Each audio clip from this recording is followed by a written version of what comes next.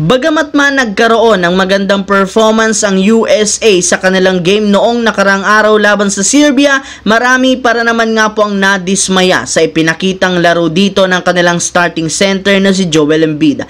Sa katunayan, eto nga daw mismo ang dahilan bakit hindi naging maganda ang kanilang simula matapos maagang umarangkada ang Serbia. Malinaw na parang tinatamad at gumalaw nga daw si Joel Embiid sa mga play ng Team USA, lalo na si depensa. Mukhang parati nga daw itong pagod sa tuwing nasa loob, kaya mas nagiging madali para sa kanilang kalaban na maka-score sa ilalim ng basket. Kaya nararapat nga daw talaga na paglaruin ito bilang off the bench at ipanit sa kanya si Anthony Davis. Ngunit sa kabila nga po ng mga pambabati ko sa kanya, hindi rin naman nga daw ito tinatablan, gayong pinapanindigan pa rin ni Embiid ang kanyang sinabi na siya ang best player ng USA. Yes mga idol, naniniwala ito na siya nga daw dapat ang best player at first option ng team gaya sa kanyang sariling kupunan na Philadelphia 76ers. Sadyang nagpaparaya lamang nga daw sa kanyang makakampi para sa ikagaganda ng chemistry. Bago yan, ang video ng ito ay hatid sa inyo ng 1xBet. Suportahan at manalo sa inyong paboritong kupunan sa NBA, PBA, MPBL at ngayong Paris Olympics at iba pang sporting events.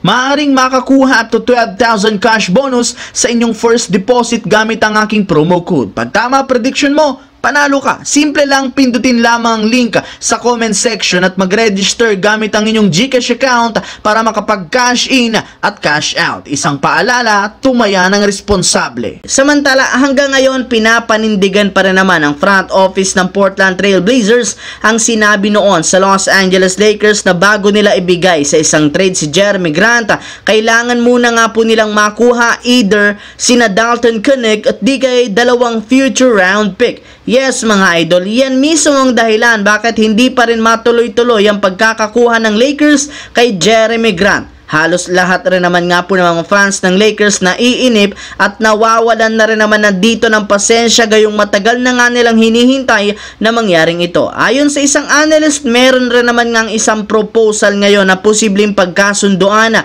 ng Lakers sa Trail Blazers sa kanilang ginagawang negosasyon. Ito nga yung pag-trade ng Blazers kina Jeremy Grant, Anfernee Simons, kapalit sina D'Angelo Russell, Gabe Vincent, Cam Reddish, Jackson Hayes at dalawang future round pick. Yes mga idol, papayag na nga si Pelinka na isakripisyo ang kanilang dalawang future first round pick basta't makakuha ng dalawang bagong star player sa kanilang team. Sa kabilang banda naman, sa pagkapanalo nga po ng Canada sa huling game laban sa Australia kagabi, nakuha nga po nila ang top seed sa Group A na merong record 2-0. Siyempre, ibig sabihin tuluyan na nga silang pasok sa knockout stage ng kompetisyon, at kapag naipanalo pa nga po nila ang lahat ng kanilang huling game sa group stage laban sa Spain, opisyal na nga po nilang makukuha ang top 1. At dahil nga sa napakagandang ipinapakitang performance ng Canada at ang pagiging undefeated nila, hindi rin naman napigilan pa ng kanyang player na si Dillon Brooks ang kanyang sarili na magyabang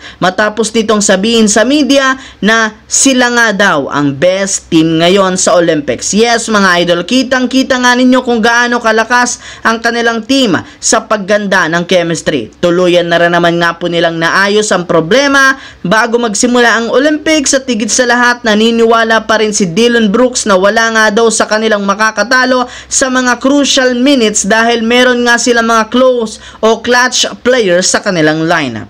So yun lamang mga idol ang ating bagong video na ating pinag-usapan ngayon dito. Once again, this is your J-Zone TV. Huwag kalimutang mag-like, mag-subscribe, pindutin ang notification bell sa akin channel para lagi kayo maging updated sa mga videos na pinapalabas ko. Isang malaking shoutout sa lahat mga idol. Maraming salamat po.